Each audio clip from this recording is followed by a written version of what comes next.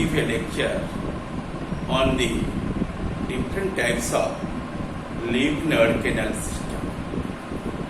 Briefly, I stated to you about the major three types of canal system to you.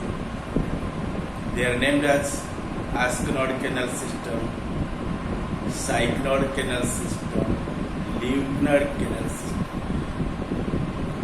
All these canal systems, you mark there, these canal systems are comprising some pores as well as canals. They may be same in size or different in sizes. They may be straight or may be zigzag. Okay? However, the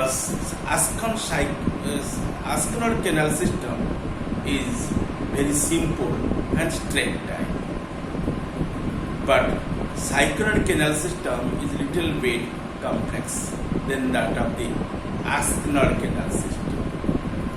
And lymph node canal system, which one comes later, that is more complicated than that of the your ascenoid canal system as well as sycnoid canal systems.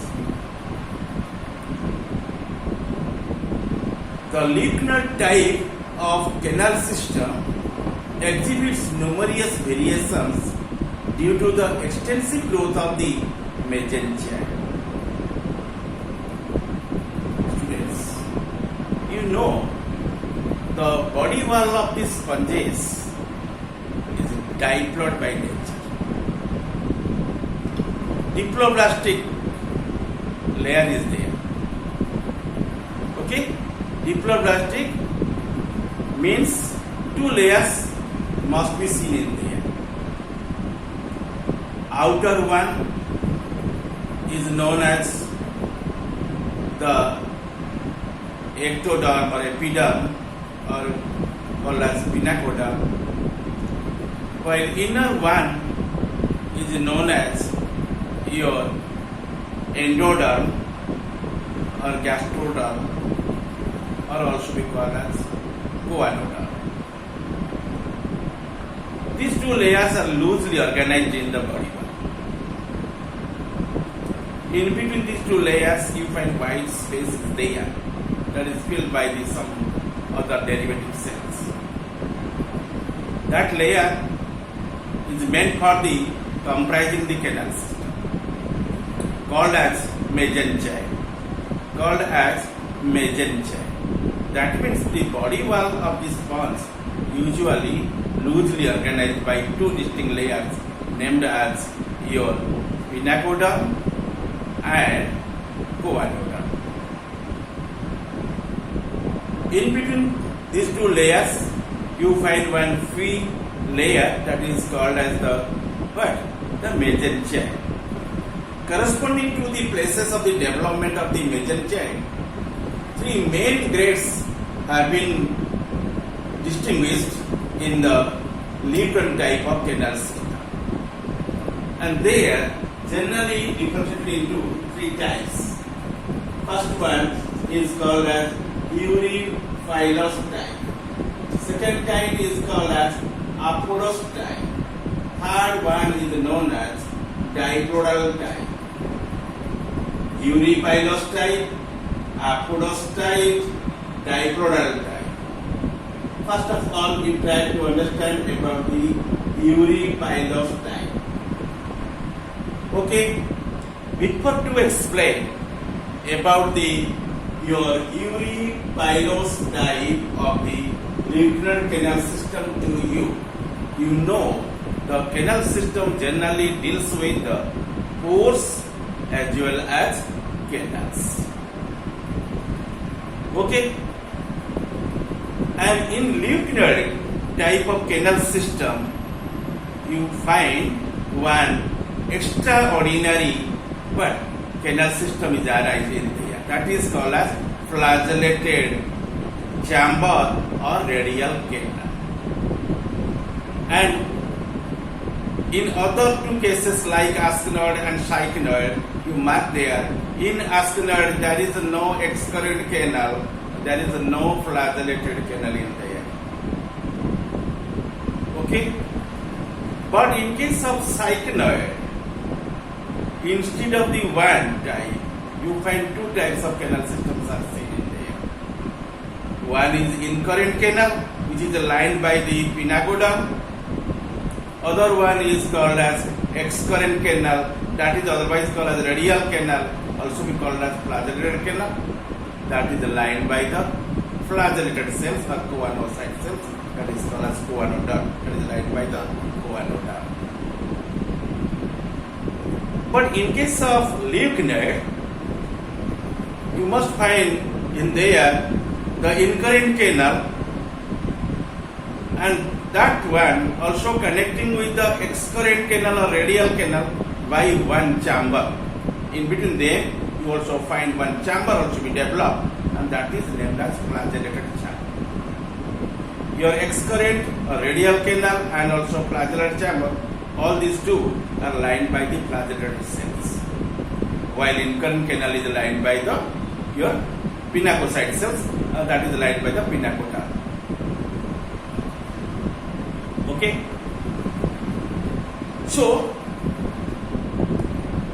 here, which one is called as Eurypylus, this type of sponges look like a pyramid each. That means this type of sponge looks like a pyramid. Under the pyramid you see the basal portion is wider while the apical portion is tapered.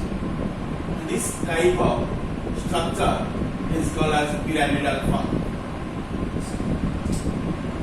Okay? And you see the pyramidal type of structure you find in there. Okay? Each sponge, which one is called as Eurypylus, looks like a pyramid. It has a flat broad base having an opening at the apex. Just at the above, also one opening is there, which one is called as osculum. Osculum must be noticed at the apex of the sponge-like structures. And a rough diagram of one pyramid, not exactly one sponge. It is one rough diagram of the pyramid, and in this diagram you must notice the basal portion. This is the base. Base must be flat, okay, and also but in triangular form, and you mark this is the apex. The apex is pointed, okay, apex is pointed, but base is wider, apex is pointed. In there you find the opening is there, okay, and that will be called as osculum. And the organism attached to the substratum by the basal portion of the sponge. Okay, and there are a number of flagellated chambers are distributed in the body, and flagellated chamber otherwise called as radial canals, and it is profusely branching at the uppermost part of the sponge. In the upper valve, into which the projophile opens, okay, to the where? To the flagellated chambers. There are the number of flagellated chambers, which are also called as radial canals, in the upper valve, into which the projophiles open.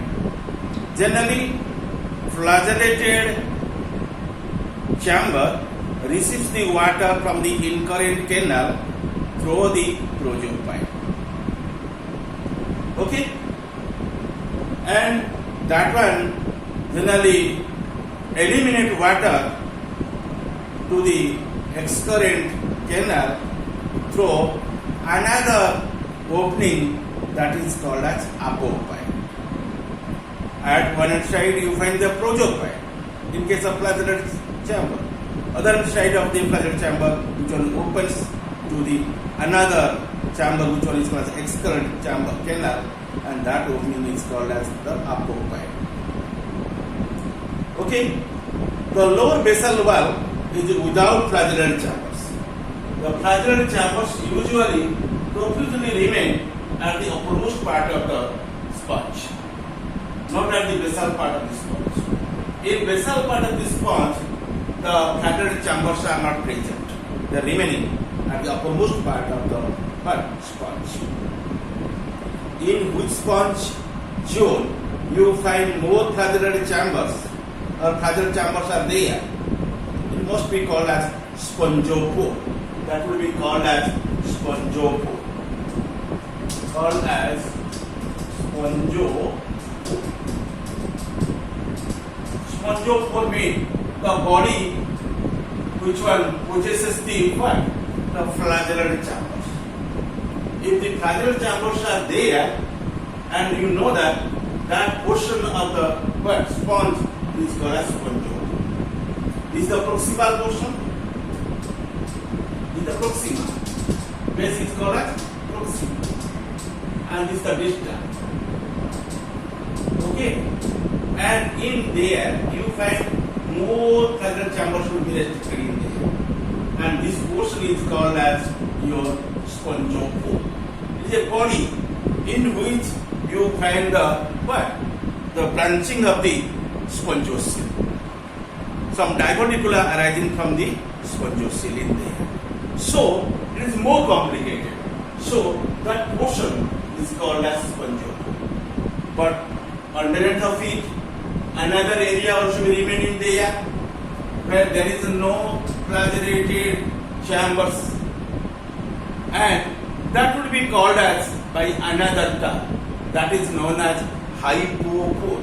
That is named as hypopore. Hypopore. P-H-O-R-E.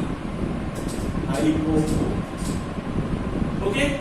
In hypopore, there is no flagellated chambers. You must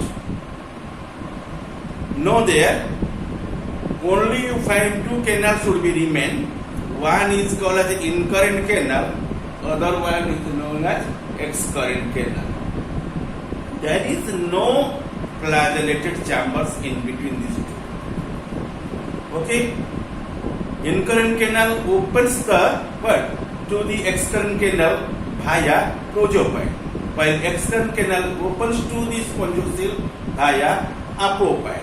But there is no question of the presence of the flagellated chambers in there.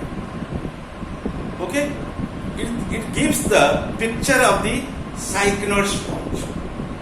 It is partially cycloid and partially lignoid. Both lignoid and cycloid both merged in the same body, and that is called as Eurypylus type. That is called as Eurypylus type.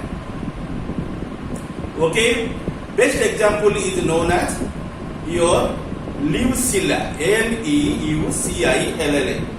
Leucilla. Again, remember some points about the Eurypylus type of lignoid sponge. This type of sponge looks like a pyramid, first of all. It has a flat broad base having an opening at the apex, which one is called as ostium. And in the entire body you find the pores. Body is perforated. Those pores are called as dermal ostia, which are allowing the incurrent water to come to the inner side of the body. First, the canal which receives the incurrent water, that is called as incurrent canal.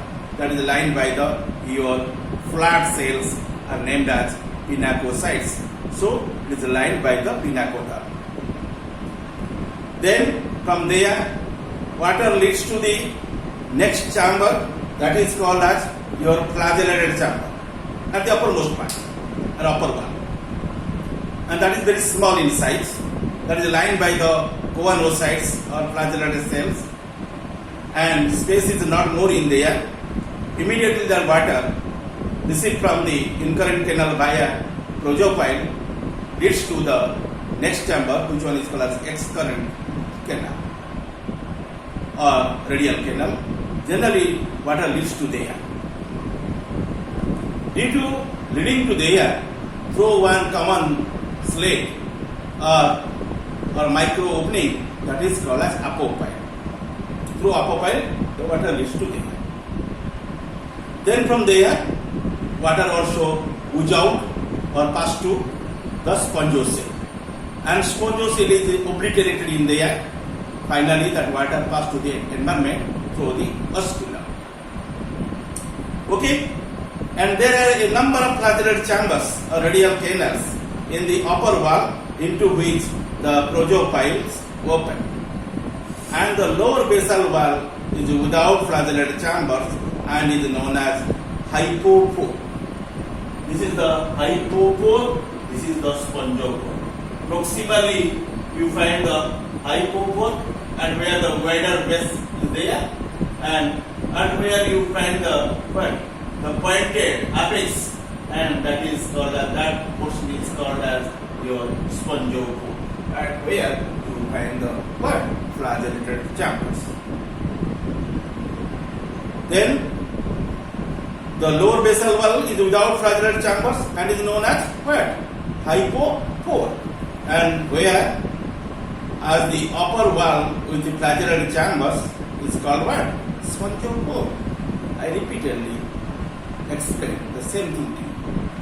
The folded spongopore gives rise to incurrent canals, and due to this folding, the flagellar chambers do not open into the paragastric cavity but into the diverticula of its forming the excurrent canal.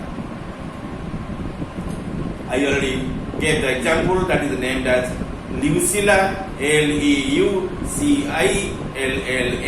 Leucilla. Let's discuss about your water route, in which way generally water moves in the canal system.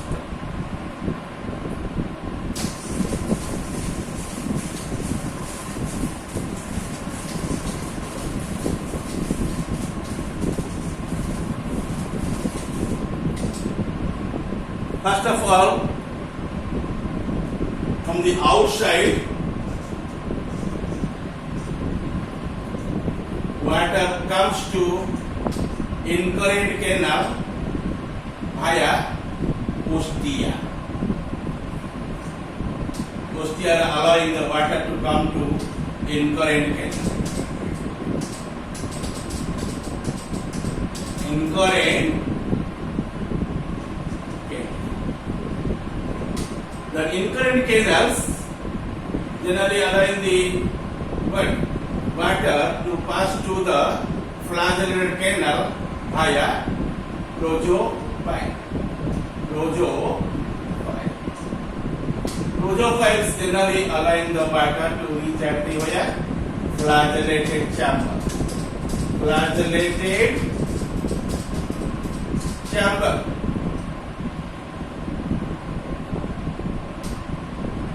Then flagellar chambers propels the water to next canal that is named as excurrent canal via apopyle or as apopyle. Then from there water leads to the spongocele, through the excurrent canal. Apopyle allowing the your water to reach at the excurrent canal. Excurrent canal. The excurrent canals generally allowing the water current to reach at the spongocele. But spongocele is obliterated. The spongocele is obliterated. That is remaining as a large channel-like structure. Large channel. The so-called spongocele is called as large channel. This channel generally propels the blood to the outside through the your osculum. Osculum, which one is the exit way of the excurrent water. Then water will be reached to the again outside, and this is the water movement route or water circulation route. Okay, and you know this is the needing expression regarding the your Erie-Pylos type of lymph canal system. Let us reveal the diagram of this, the canal system.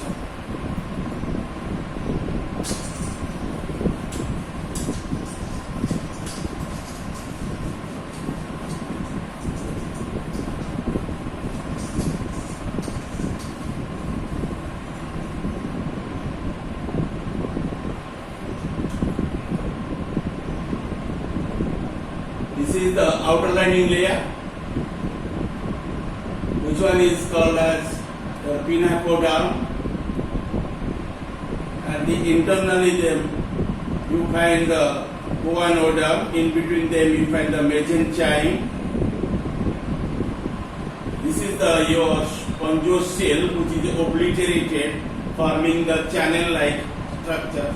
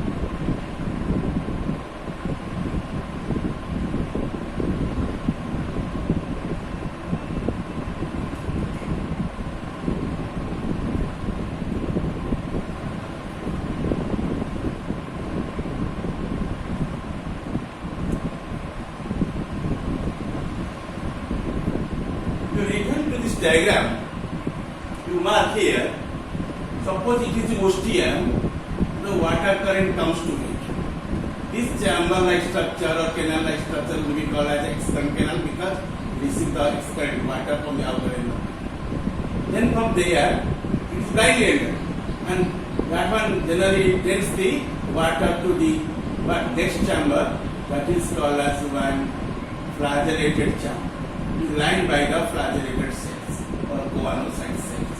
This opening is called as the prosophyte. Okay?